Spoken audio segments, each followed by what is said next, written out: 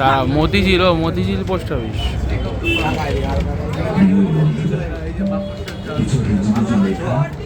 তারপর লেখা শেষ করে বাক্সে এইরকম করে এই বছরের পর বছর যুগের পর সে আসলে গন্ধ পায় রাত পেয়াদা।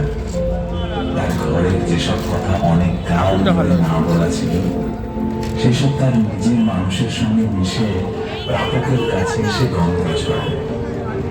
তারপর নিয়ম ছিল আলমারি বন্দি হবার। এখন তো সে কাল নিয়েছে, আমার সেই খাতিরও নেই। কেউ চাকরি পেল, কি আদালতের সমন এলো, না হলে নেহাত ব্যাংক বাবুরা ডাক পাঠালো। এইভাবে ডাকের ডাক শুনবার লোক আর কোথায়?